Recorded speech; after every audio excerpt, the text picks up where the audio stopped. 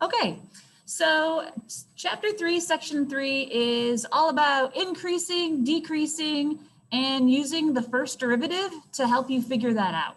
So we're looking to see when the slope is positive.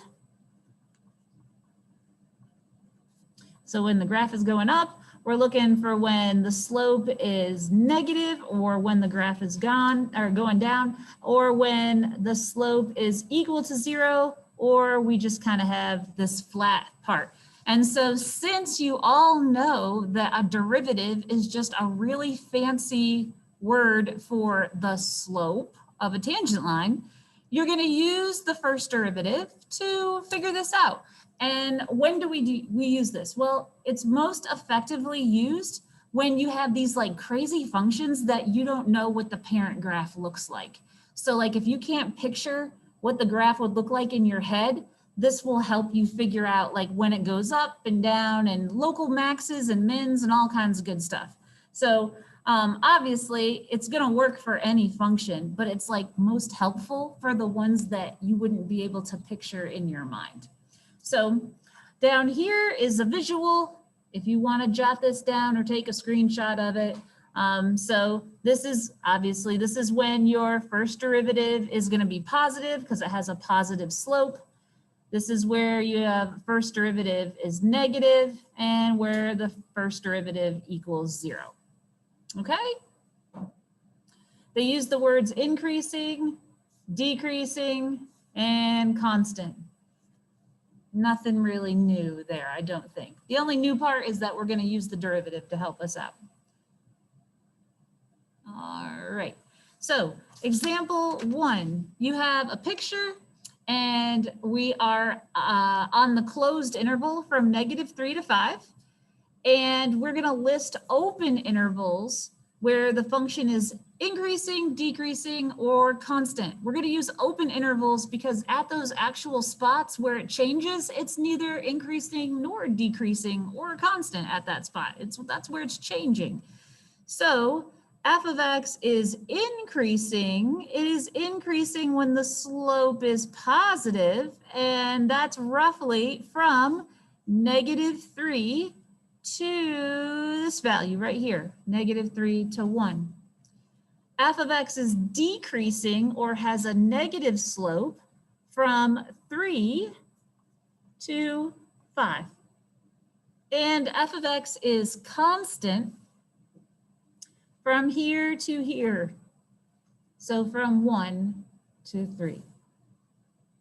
So some new vocabulary that maybe you haven't heard before, or if you have, maybe you didn't pay much attention to it, is the word monotonic. If you ever see that a function is described as monotonic in like the directions, they're giving you some valuable information. That means that the graph is either strictly increasing or decreasing or constant on that interval. So you would not have to test to see if there's any changes. So once again, if you ever see the word monotonic in the directions, you can assume that the function is either always going up, always going down, or is always constant. Okay? All right, let's keep going. So on the back, if you have a continuous function, the first derivative can only change its sign at a critical value. Remember when we did critical values? That was when the derivative at the critical value equals 0, or when the derivative at the critical value does not exist. We did that in the last section. We looked for critical values, and those critical values helped us find like local maxes and local mins and stuff like that. So if it's continuous, then the only time that the derivative is going to go from positive to negative is at one of those critical values. Really basic example. So if I drew something up here like that, okay? So here's f of x. The derivative here, the slope, is positive. The derivative here, or the slope, is 0. The derivative or slope here is negative. So it goes positive. We were at 0 for a split second and then negative. Right here, I drew this way on purpose. This, the derivative does not exist at that spot. And then here, the slope or the derivative is positive again. So see how this is a continuous graph? You don't have any like holes, there's no asymptotes, nothing like that. The derivative changes sign only where the derivative equals 0 or where it doesn't exist. See how it went from positive to negative at this critical point, and then it went from negative to positive at that critical value. So that's all that that's saying, okay? Now, if f of x is discontinuous, then the derivative can change its sign either at a critical value or at a discontinuity. So let me draw like a little basic picture of that. So we could do like, I don't know, something like this. And then like that, okay? So there, I guess I should put like a dot or something right here. So there's another picture of f of x, only this time it's a discontinuous function. There's a jump discontinuity there, okay? So look at the first derivative or the slope. Here, the slope or the first derivative is negative. Here, the slope or the first derivative would be 0. Here, the slope or first derivative is positive. Here, it's negative. So this function's first derivative can change sign at a critical value, which in this case was where the slope was 0, where the first derivative was 0, or it can also change signs at a discontinuity. So remember, at this point right here and this point, you could actually argue that the derivative did not exist, and you would be correct. It doesn't exist, but it's also considered a discontinuity of the function. And so the slopes could change at a discontinuity as well. So we'd have to check that. If we knew that the function, like let's say we had like a piecewise function or something, and we knew that there was going to be some big gaps in between the pieces, you'd have to check each one of those spots where there's a gap to make sure that the derivatives or the slopes didn't change, okay? The reason that you do all of this stuff using calculus is so that you can come up with a sketch of any graph and not be dependent on a calculator.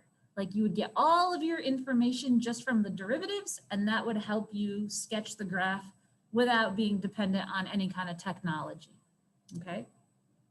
Technology is awesome, but it's also good to have an idea in your mind of like how things are behaving so that you can know that your answer is reasonable or not when you do like an application problem, okay?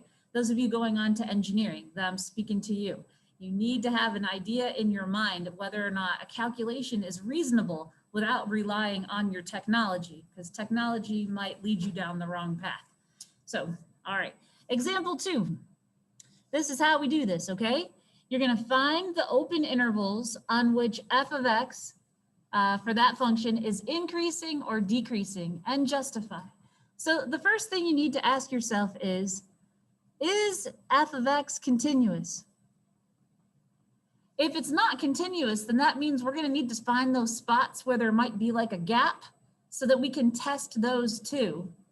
If it is continuous, then we know that we only need to test the critical values, okay? So looking at this cubic function, is this going to be continuous, yes or no?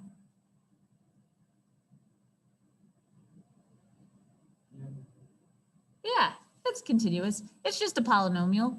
There's nothing going on there. You don't have like a rational function where you'd have like asymptotes and stuff like that, and it's not a piecewise function. So you don't have to worry about it having gaps. So yes, so therefore, your first derivative test or your intervals are going to come from where the derivative equals 0 and or I should say, where the derivative does not exist. Okay? So let's take the derivative of this. What is the derivative? Anybody?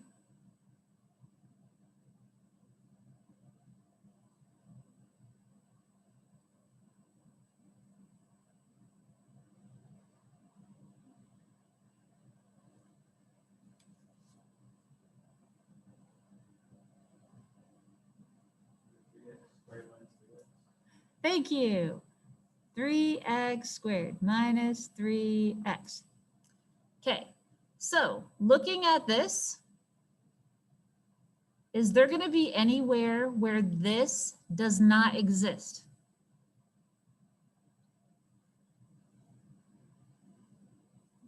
No, so we're good there.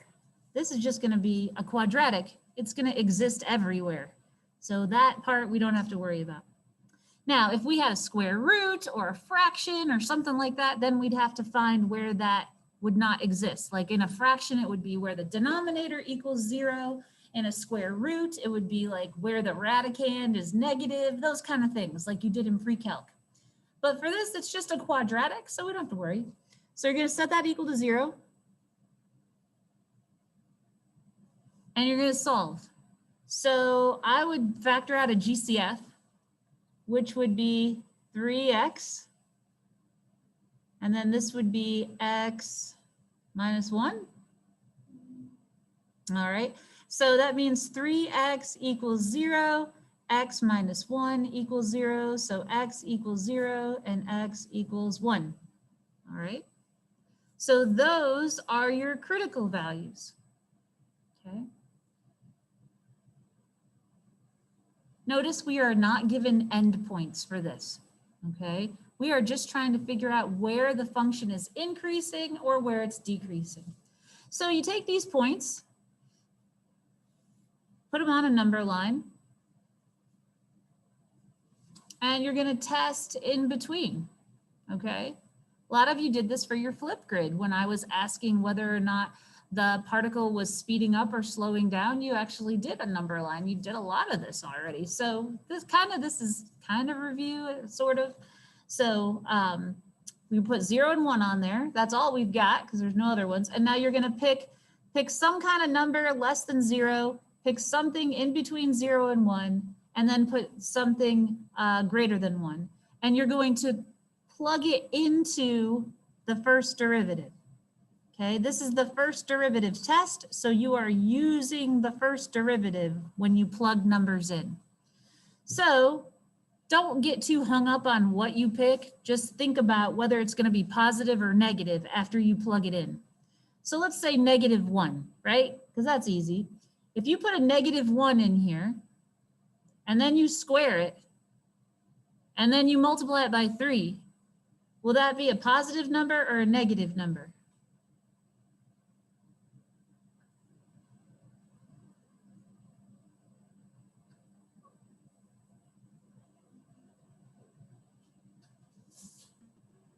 What's -1 squared times 3? +3. Yeah, +3. Thank you. So it'll be positive.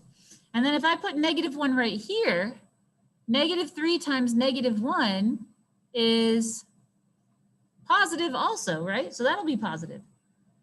So a positive times a positive, you're going to get a positive answer here. So what does that mean? That means your graph has a positive slope. I draw little arrows for myself just so I can like keep it all straight.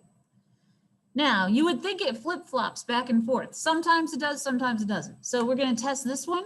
If you put, I don't know, any kind of fraction you want in here, 1/2. If you square that, that'll be positive. And then 3 times 1/2 squared, that'll be positive. Okay, so 1/2 squared would be 1/4. 3 times 1/4 would be 3/4. Over here, if you put 1/2 in here, this would be minus 3 times 1/2, which is 3/2. Is this answer going to be a positive answer or a negative answer? Negative, right. So that means negative slope. Okay, if I put something bigger than 1 in, 2, 10, whatever you want. So let's go with 2. So 2 squared is 4. 4 times 3 is 12. Minus 3 times 2 is 6. 12 minus 6 is a positive number. So you have a positive slope. So the intervals that you are increasing would be from negative infinity, because we don't have endpoints for this, so we're doing the infinities, negative infinity to 0, in union with 1 to positive infinity. Make sure that you use open intervals, because on that actual point, it's not negative or positive. It's like that's the turning point, okay? And then you are decreasing on the interval from 0 to 1.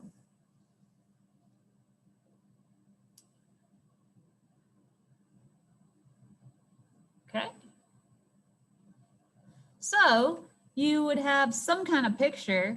I don't know exactly what, because we don't have a whole ton of information here, but we know it would go like from negative infinity to 0, it would be increasing, and then at 0, it becomes decreasing, and then at 1, it becomes increasing again. So if that's 1, obviously this is 0, that could be a picture of your graph. So increasing, decreasing, increasing again. Well, if you know that information, then you can proceed to the next conclusion. If f of x, down in this box down here, if the derivative, f prime of x, I should say, if the derivative changes from negative to positive, then you must have a relative min, right? You have a low point. If the derivative changes from positive to negative, then you have this situation, right? You have a relative max. And if the derivative is positive on both sides or it's negative on both sides, then you don't have a max or a min. So what would that look like? So if you got an answer on your number line that did like one of these deals, up and up or down and down, your graph may do something like this. Okay, so we're still going up, we're 0, and then we're going up again. So that means this spot right here, not a max or a min. Same thing if you got, if you did your number line and you got like 2 down arrows right next to each other, it might do something like this. Okay, this spot right here would be where it was 0 for like a split second.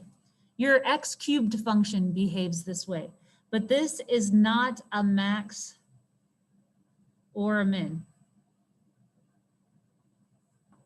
Okay. This would be an example of, well, I guess I shouldn't say that. Never mind. I was going to say this would be an example of monotonic, because it is increasing and increasing, but it does like change to 0 in the middle. So I don't know if I could actually classify that as monotonic, since it does go to 0 for like a second there. But if you want to jot this down, or if you want to take a screenshot of this, this is a good box to be very well acquainted with.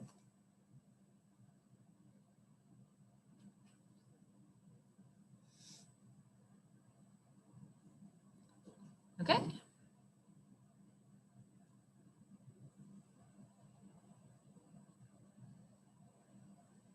All good? Can I move on? Give me like the thumbs up or the check mark or the. One sec. Did you say okay? Okay, cool. Oh, 1 second. All right. Awesome.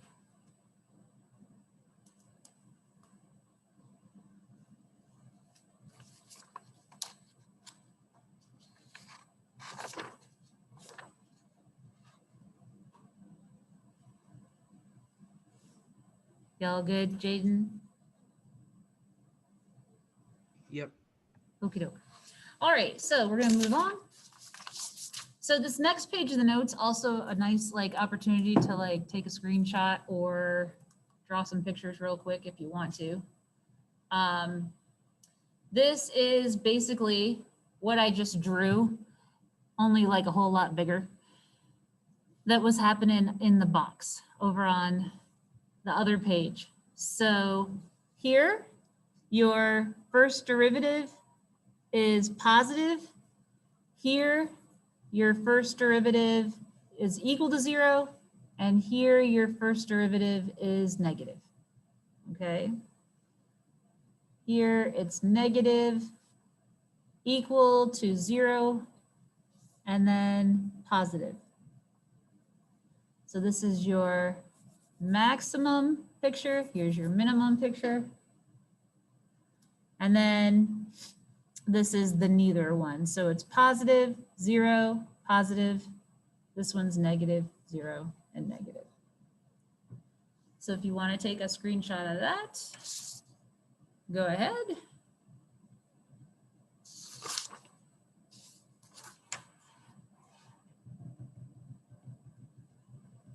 The main thing that I'd like you to gather from this, because I know that you guys like conceptually, you understand what the pictures are, okay? It's this part under here. These little sentences underneath each picture, this is what you're gonna write on an AP exam, okay? There's gonna be some FRQ that asks you to find a maximum velocity or a maximum anything, okay? And so you're gonna know that it's a max or a min because you're gonna do your first derivative test, but then at the end, they're gonna ask you to justify your answer in like a sentence. So these wordings right here, these are perfect for those FRQs. This is how you explain what your calculations are coming up with in a nice, like concise and thorough way, okay? Let me know, like, give me like the thumbs up or the check mark when I can move the paper.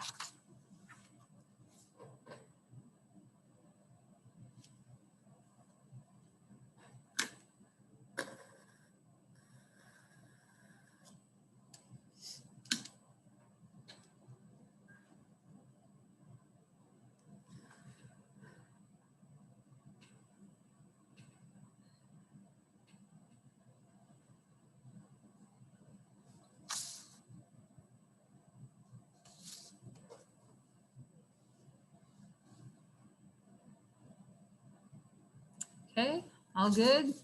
Anybody need more time?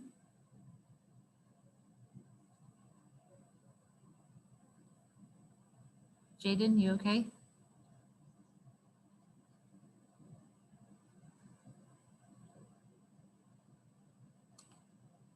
All right, okay, cool. All right, so we're gonna move on to example number 3. And we're gonna do this again. This would be a nasty, nasty graph to have to do like by hand. Like if you were trying to do an X and Y chart. Remember Ms. Edwards? Did you guys any of you guys have Ms. Edwards? Oh, she loves a good X and Y chart, that's for sure. To plot points, oh yeah. So can you imagine doing an X and Y chart for this? No thanks. So we're gonna use first derivative test to figure out where we have some maxes and some mins. So first of all, you gotta ask yourself, is f of x continuous? Yeah, sure is, because that's just a polynomial. So therefore, you don't have to worry about discontinuities. So all we have to do is check at the critical points, which is where the derivative equals 0 and where the derivative does not exist. Okay? All right, so that means we got to take the derivative. So what is the derivative?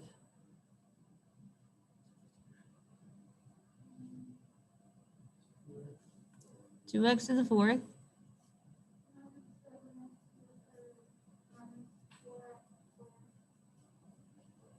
And that's it, right? Because the 9's just going to go away. Okay. So now you're going to look at this. Before we start setting it equal to 0, just look at this. Is there going to be a place where this does not exist? Nope. So we're good there. Don't have to worry about that. Now set this equal to 0.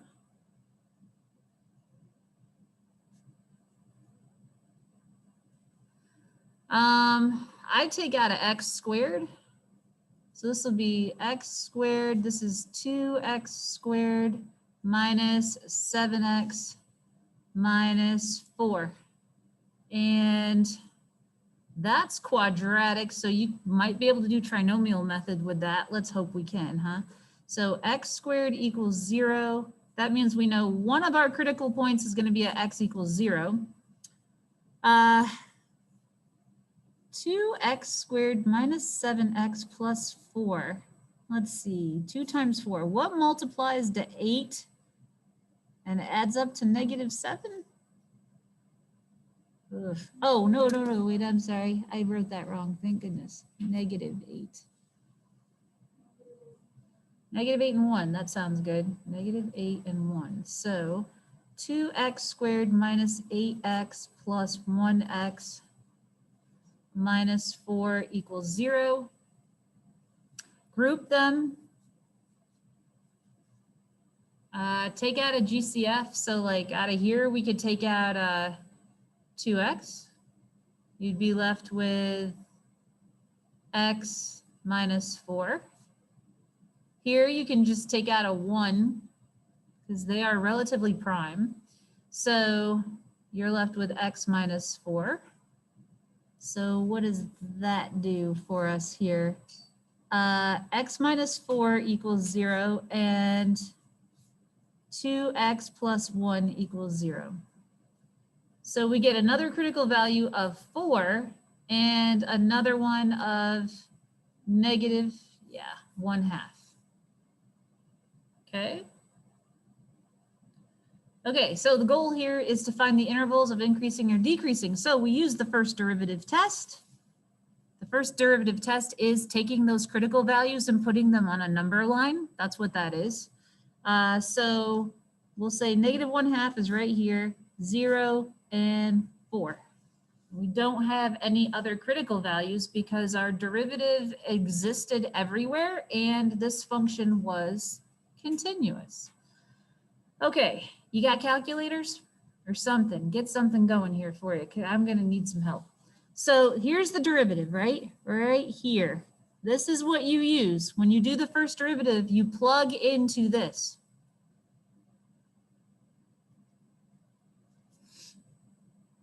So I need something smaller than negative 1/2, like negative 1, maybe. Can you plug that into the first derivative and just tell me if you get a positive answer or a negative answer? Positive. All right, thank you. So that means my little arrow, just to tell me what's going on, that means I'm going up. Now I need something between negative 1/2 and 0. So whatever you want. Negative 0.1 if you wanted to. Doesn't have to be a fraction. Put that in here, here, and here. Do you get a negative answer or a positive? Negative answer, all right. So that means we're going down. Now we're going to choose something between 0 and 4.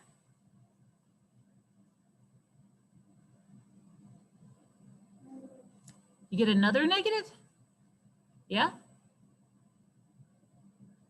Okay, negative. I guess that proves that we better check all of these, huh? And then something bigger than 4.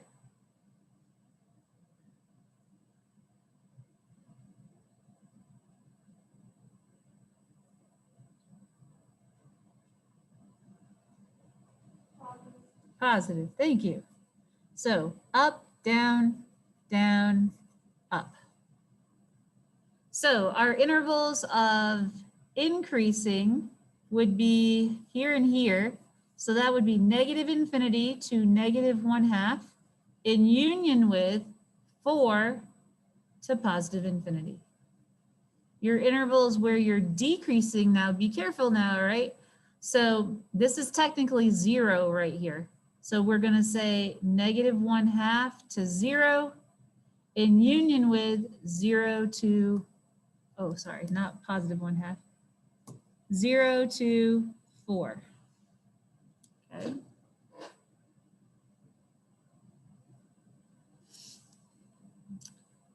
Okay. Any questions so far?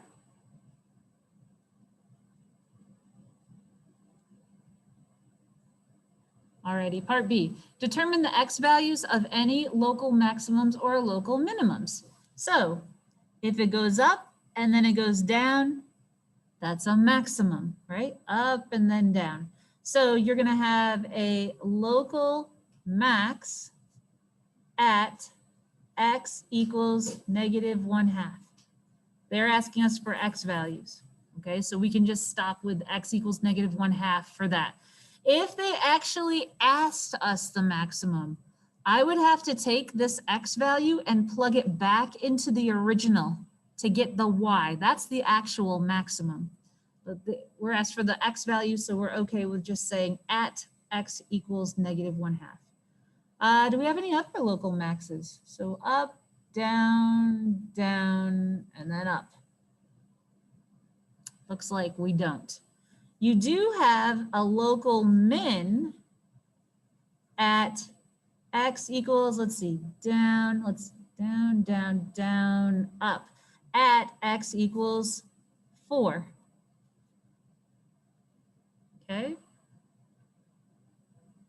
So even though I don't know a ton about this graph, I do know that it's at least at negative 1/2, this was 0, and at 4, I know that my graph is going up till I get to 1/2, then it's going down, flattening out and going down again, and then curving back up at 4. Okay, that's the general shape. It could be shifted all over and stretched, but that's the general shape of the graph without even using a calculator. Okay, so the justification would be you have a local max because f prime of x changes from, and you can look right at your number line, from positive to negative at x equals negative 1/2. I should have saved a little bit more room for myself, but that's okay. And then my justification here, f prime of x changes from negative to positive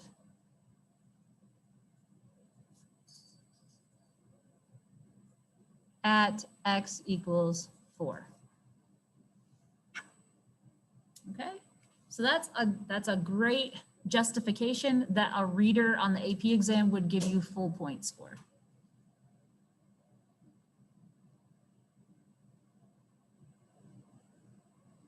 Okay. Okay, so let's move on to example 4. Anybody have questions? All right. Okay, so example number 4. Now we're a little bit more specific. We got a little trig in there, and we're on the closed interval from 0 to 2 pi. We are asked to find exact values of any relative extrema. Okay, so we're actually going to find the y values for this. So the first thing you have to ask yourself is f of x continuous? Is this continuous?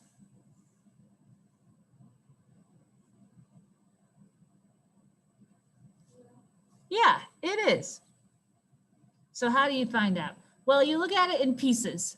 So there's a really awesome theorem that like if you have continuous functions and you add and subtract them, you get continuous functions. So this 1/2 x, that's a continuous function. Sine of x is a continuous function. So therefore, if you put them together, even if it's subtraction, you still get a continuous function. So that's a yes. So therefore, we don't have to worry about discontinuities. We're just going to take the derivative and set it equal to 0. And we're also going to look to see where the derivative does not exist in order to get our critical values. Okay, just in case you forgot why we do this step gives you the critical values. Okay, so that means we actually need to take the derivative. So the derivative will be what?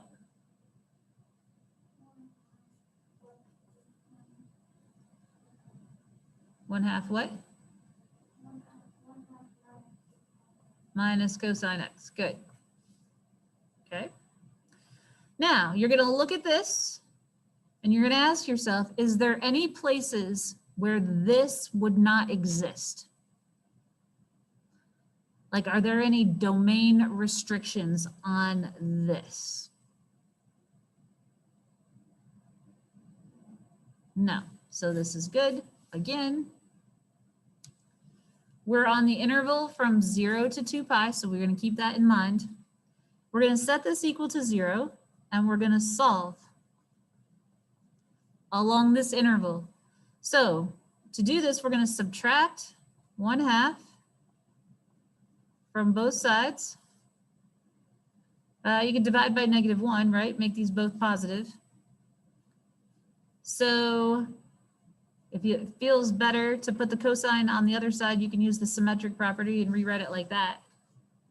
So you have to come up with an angle that when you take the cosine of that angle, you get 1/2.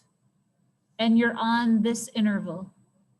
So we know that cosine is positive in the first quadrant and in the fourth quadrant. So I need an angle in the first quadrant that's going to satisfy this equation, and I need an angle in the fourth quadrant that's going to satisfy that equation. So 2 angles, can somebody tell me one of them? Pi/3. Yeah, pi/3. So if pi/3 is the reference angle, that's got to be the reference angle over here too. So what would be that angle?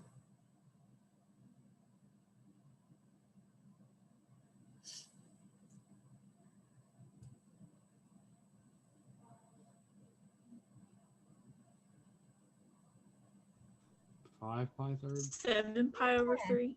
Ooh, so which one is it? Is it 7 pi over 3 or is it 5 pi over 3?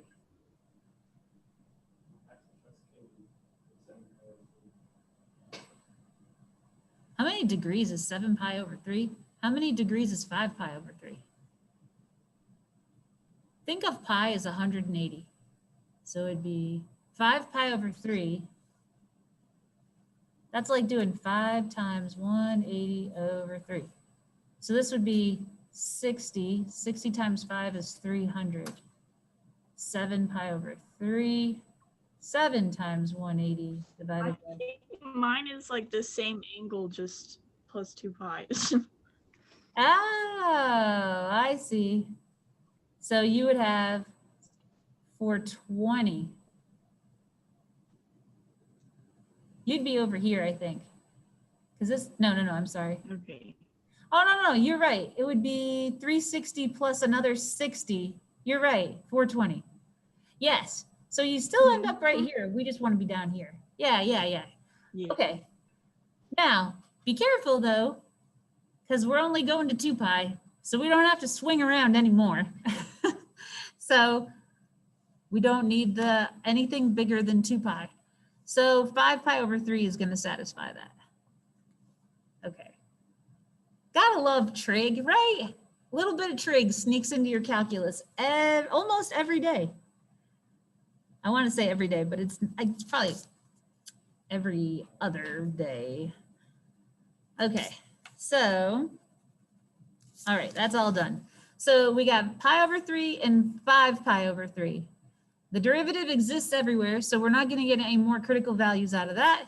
So now we're going to do the first derivative test. Okay, so you're going to put pi over 3, and you're going to put 5 pi over 3. And remember, this is called the first derivative test. We are plugging into the first derivative. Okay, so I need something smaller than pi over 3, something in between pi over 3 and 5 pi over 3, and something bigger than 5 pi over 3. All right, so let's go ahead and plug that in. Let's say 0. Make sure your calculator is in radian mode, by the way, especially if you're taking physics right now. Physics uses degrees, but we use radians. So make sure your calculator is in radian mode. So if we put 0 right there, does this, yeah, it's negative, good, because cosine of 0 is 1. So this is negative. So that means your graph is doing one of these, going down. Oh goodness, you guys, what do you want to pick between pi over 3 and 5 pi over 3? Yeah, pi sounds good. 3 pi over 3, right? So that would be in between here. That would just be pi. Cosine of pi,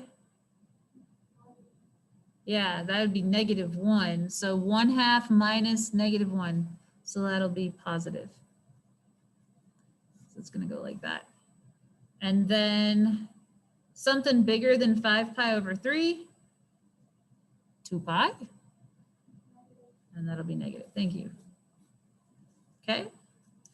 So we want exact values. So that means that we're writing points. So something, comma, something, something, comma, something. Like we're not writing intervals for this. We're writing actual points, like what's the max, what's the min, that kind of thing.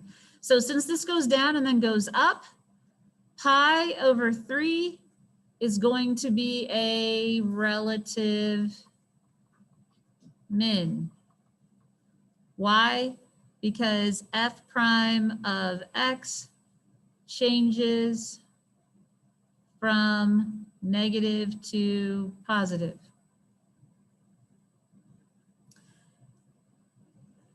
So I need the y value though. So you're gonna have to put pi over 3 into the original. Okay. We have to get the y value, you got to go back to the original. So I need 1/2 times pi over 3 minus the sine of pi over 3. What do you get for that?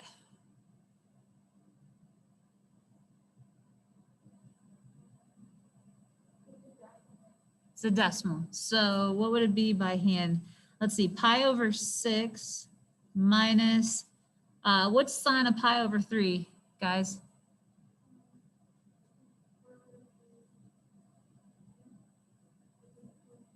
I can't hear you. Yeah, square root of 3 over 2. So the exact value would be pi over 3, comma, pi over 6 minus root 3 over 2. Like, leave it like that, okay? That's the most exact answer that you can give. Don't worry about getting a common denominator either. All right, so the other relative extrema is at 5 pi over 3. At 5 pi over 3, it goes up and then it goes down. So that is going to be a relative max because the derivative changes from positive to negative. So now I got to do that plugging in thing again. So we're going to plug 5 pi over 3 in for x. So this will be 1/2 times 5 pi over 3 minus sine of 5 pi over 3. How's that going to change things?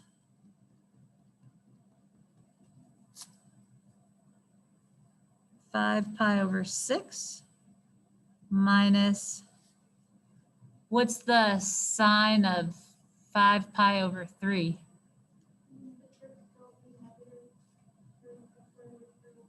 Oh, okay, yeah. So it'll be a negative root 3 over 2. So that'll turn into plus plus, right?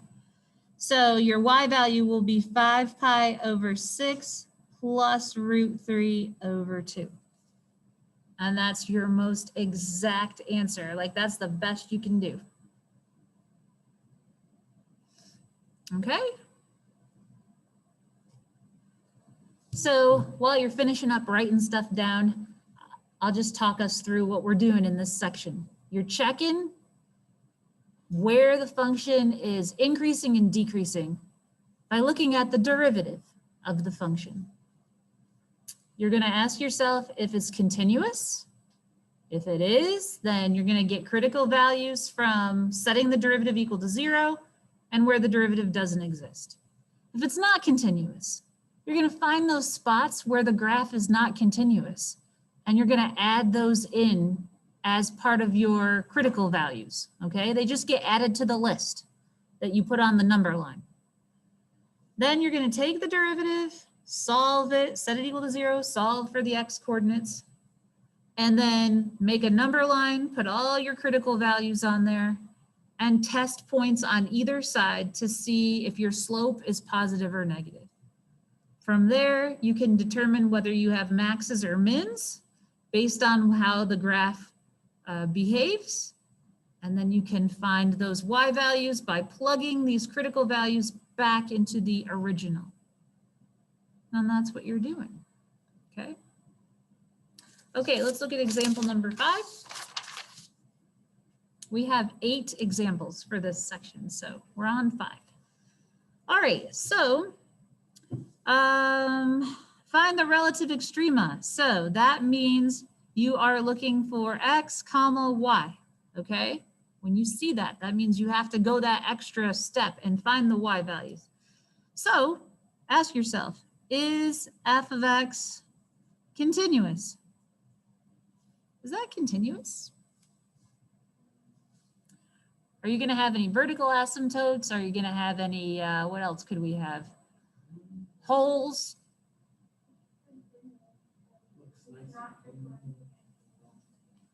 Okay, yeah. So it is continuous, but there might be a spot where it's not differentiable. So we're going to go into the derivative part, and we're going to look at where the derivative might not exist. You see that 2/3? That might be a little bit of a alert, like a warning sign that you might have a cusp, because that happens when you have those kind of fractions as the exponent. Okay, so let's take the derivative. This is good practice, taking the derivative. What will that be?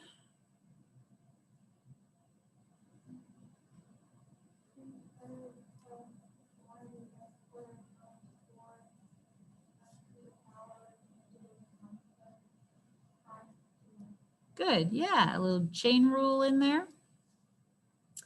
If it helps, rewrite it so that this does not have a negative exponent. If it helps even more, write it in radical form. I think I'll do both. So this will be, let's see, this is going to be in the denominator. So this will be a cube root in the denominator, like that. And you'll have a 2, we'll have a 3 in the denominator also from that 2/3. And then you'll have a 2 times a 2x. Okay? Okay, so before we set this equal to 0, you got to look at it and ask yourself, is there going to be anywhere where this does not exist?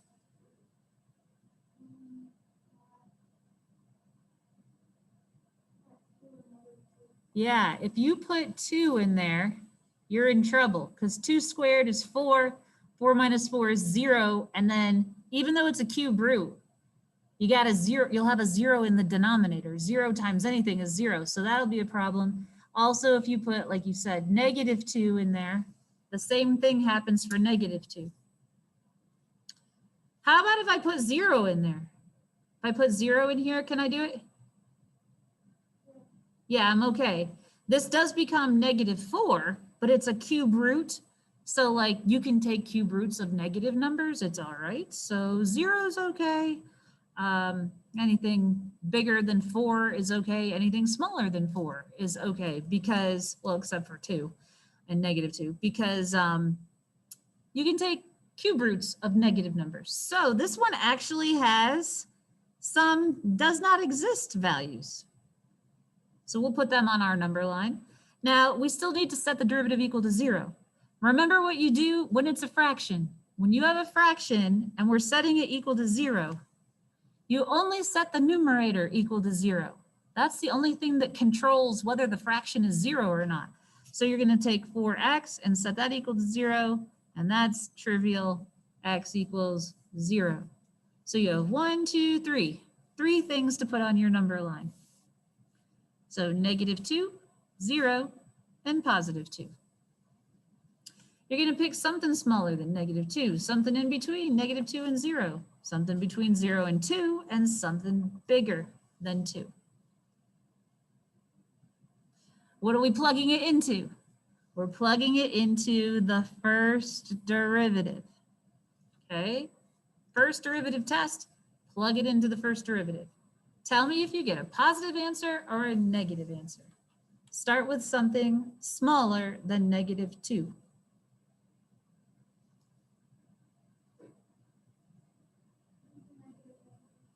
It's a negative answer. Okay, negative. So that means we're going down. How about something between 0 and -2, like -1? It's positive. Okay. Something between 0 and 2.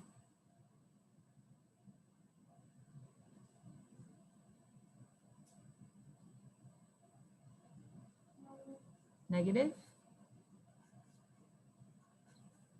And then something bigger than 2. Positive. Okay. So we got this going on. So you have a relative min at -2 comma something. We'll have to figure out what that is. You have a relative max. Let's see, up and then down at 0 comma something. And then another relative min at +2 comma something. So to get these y values, because that's what they're actually asking you for, okay, you need to plug into the original. So let me know what you get when you plug those in.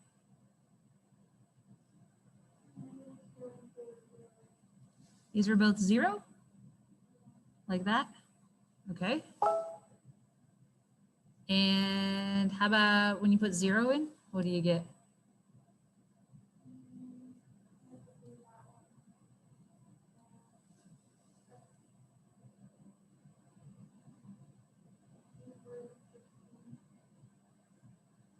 Oh, okay, gotcha. Yeah, that doesn't come out very nicely, does it? Cube root of 16. Y'all getting that? So cube root of 16? Yeah. All right. And you would write it like that, okay? Always give them the most exact answer, which actually ends up being less work for you, honestly. If they ever ask you to approximate, then you put the decimal in to 3 decimal places. Otherwise, you leave it just like that. It says justify. So you've got relative mins because the derivative changes from, let's see, mins, negative to positive, from negative to positive. Here you have a relative max because the derivative changes from positive to negative. Okay. Now, one thing that the readers hate, or I don't know if they hate it, but they take points off for it.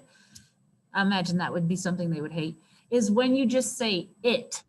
Like you say, it changes from positive to negative, or it changes from negative to positive. The most complaints I ever get whenever like I attend like a webinar is them saying, make sure your students are like very specific Don't say it. Don't use pronouns. Like say the thing that you're actually talking about. So f prime of x changes from positive to negative. All right. Let's look at example 6. Find the x coordinates of the relative extrema. Oh, yay, they're being nice. Just x coordinates. Okay, so we don't have to plug in for that one. And justify. So, oh my goodness, let's see here. Is this continuous? Is t of k continuous? So you're going to look at that and you're going to ask yourself, is there any like holes or asymptotes or somewhere this thing does not exist? Or could I put any value of k in here and crank out a y value?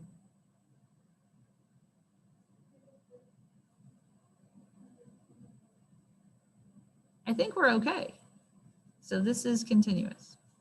So we do f prime of x. We do f prime of x does not exist. This one equals 0. Okay, so this comes down to whatever your favorite way is of taking the derivative. You could do the product rule, or you could multiply it out in the very beginning with the distributive property and then just use the power rule. So remember, this is just the same as saying k to the 2/3 times 2k minus 1. So I'm kind of leaning towards, well, actually, I could do either one. Doesn't matter to me. Do you guys want to do product rule, or do you want to multiply it out and do the power rule?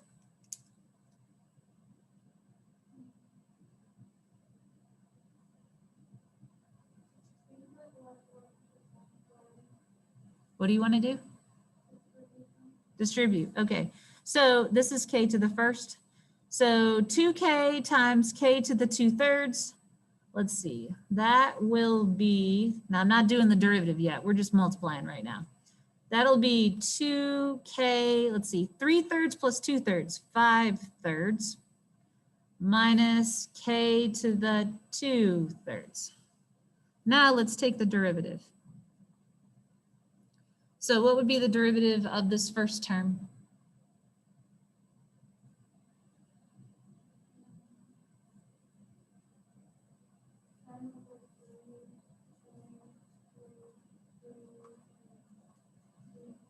Yep, minus, bring the 2/3 out in the front, right? K to the negative 1/3. So this is going to be 10. Let's see, if I wrote this in radical form, it would be 10k squared cube root of k squared all over 3 minus 2 over 3 cube root of k, like that. So where would this not exist? Right here, right? That's a problem. Can't have a 0 right there. So at k equals 0. Now, where is this going to equal 0? Well, in order to do that, I need to combine it into one fraction, make it a little easier. So I need a common denominator. My common denominator is going to be 3 cube root of k. So I got the 3 here. I just need to multiply this by the cube root of k. So this will be 10 cube root. Now, if I have k to the first times k squared, that'll be k cubed. Minus, now this is good to go. I have everything I need here. So this is just going to be minus 2. But what is the cube root of k cubed? Just k. So this just becomes 10k minus 2. We took care of the does not exist part. That's this, that's done. The equals 0 is just the numerator. So if 10k minus 2 equals 0, k is going to equal, add 2, divide by 10, 1/5, right? All right, so It says find the x coordinates of the rela extrema of the following. So we have at k equals 0 and at k equals 1. So I am going to squeeze my little number line in here, 0, 1/5. We are plugging into the first derivative, which is like right below my number line, actually. If I plug a negative number, like -1, into the first derivative, this will be negative on the top.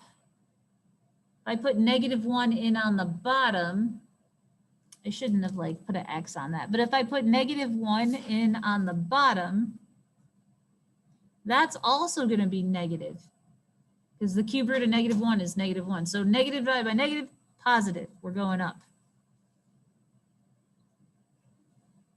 Between 0 and 1/5, that would be like, I don't know, 0.1.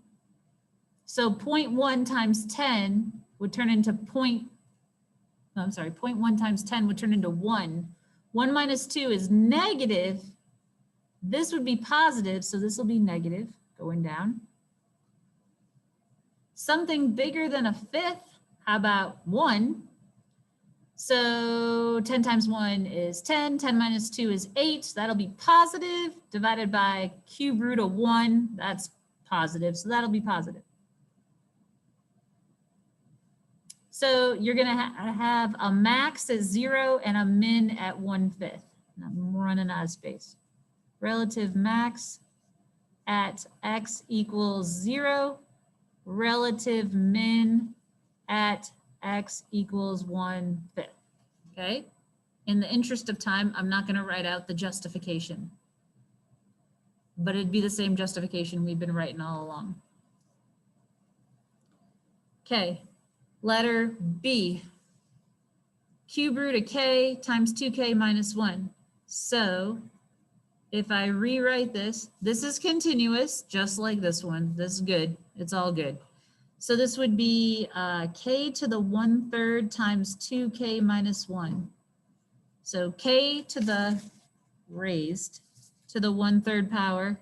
Remember, this is like 3/3 power.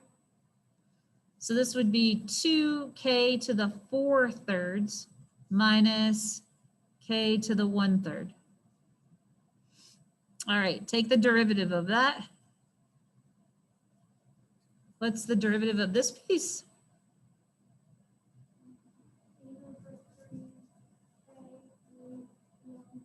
One-third, good.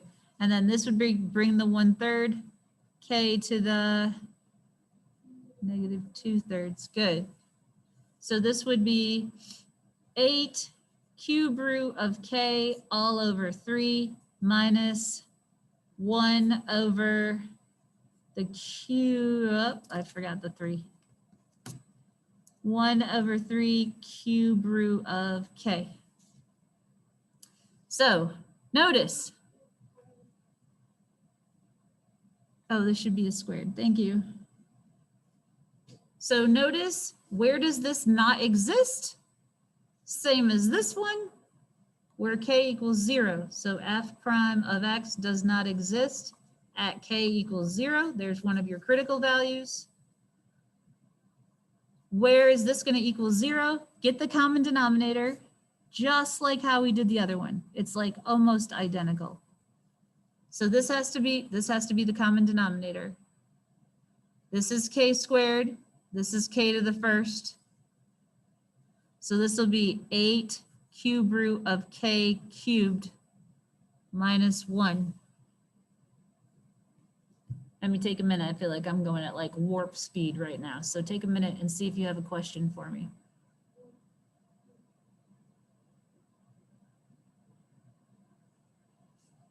Anybody? Questions?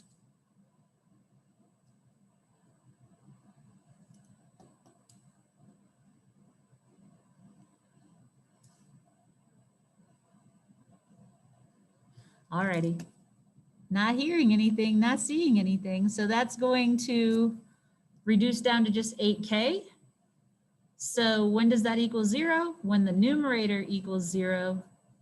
So k equals 1/8. That is your other critical point.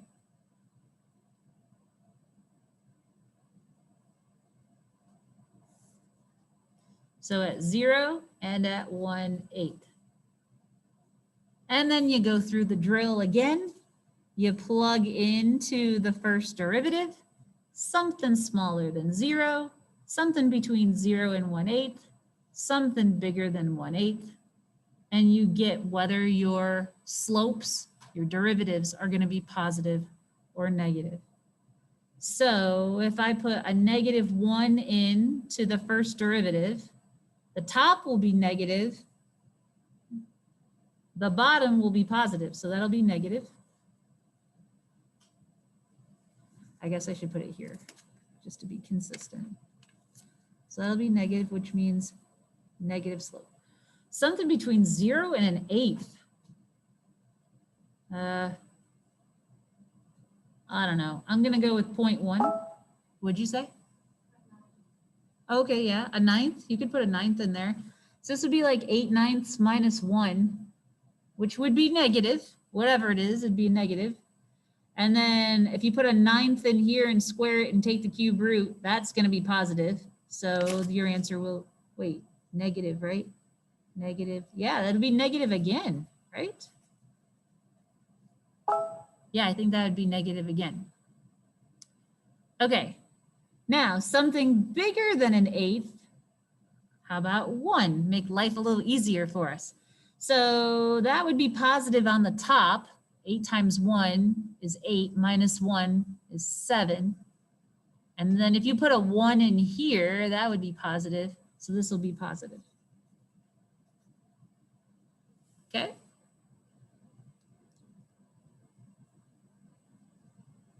Yeah. All right, so this one you would only have a relative extrema at 1/8. Only at x equals 1/8. It would be a relative, let's see, down and up, relative min. Okay. All right. Questions?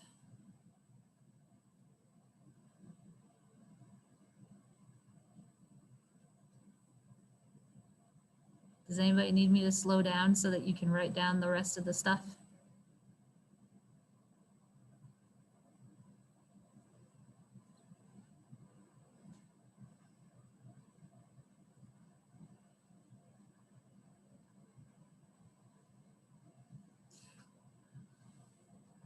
All right, so example 7. Example 7, here we go. Piecewise function. So remember that question that we keep asking ourselves over and over again? Finally, it might actually have a reason. Is f of x continuous? Well, we got to plug some numbers in to see. Notice, see where it breaks? At 1. So at the beginning of this class, we learned how to prove continuity. That means the two pieces have to hook together. So you got to plug the 1 into the top piece and into the bottom, not much to do with the bottom, and see if you get the same answer. So when you plug 1 in up here, this would be 1 plus 3, which is 4. When you plug 1 in here, it gets kind of lost. There's nowhere to go because the answer is just going to be 2 no matter what. Those do not equal each other. So is f of x continuous? No, not at all. So that means you are going to include x equals 1 as one of your critical values, okay? So when the answer is no, you just use that point where the function breaks and you add it to the list of things to put on the number line. So now we're going to take the derivative. F prime of x, where does that equal 0? And where does that derivative not exist? Okay? So where does this derivative equal 0? Well, that means we'd have to take the derivative. What's the derivative of this top piece? 1. So 1 does not equal 0 for the top piece. So the derivative is never going to be 0 for the top piece. That should make sense, guys, right? Because if this is a piecewise function, this is a line with a y-intercept of 3. Okay, so this graph would look like this. And it would then continue on. But at 1, the function value would be 2. Okay, so this piecewise function, that's what it looks like, this. All right, so is there ever going to be a place where the derivative equals 0? No, there isn't. It looks like it could happen here. If you took the derivative of 2, it'd be 0, but that's just a point. That's not, you can't take the derivative on a point. So there isn't anywhere where it equals 0. There is a point where the derivative does not exist, and that's at x equals 1. Okay? Put just the 1 little lonely thing on the number line. That's it. Stuff smaller than 1. Stuff smaller than 1 would go like 0, would go here. This is all x values other than 1. So 0 would go into this spot. 0 plus, or I'm sorry, the derivative. The derivative of this would just be 1. I should not have done that there. I should have kept it. So the derivative equals 1. So anything smaller than 1, the derivative is 1. So it's positive. You can see that from the line, right? The slope is positive. Anything larger than 1 over here, well, that's going to be this part of the graph. The slope is still going to be 1. So up and up. There's no spot where it actually equals 0. And so this graph does not have a relative max or min. No relative extrema exist. F of x does not change signs. Okay?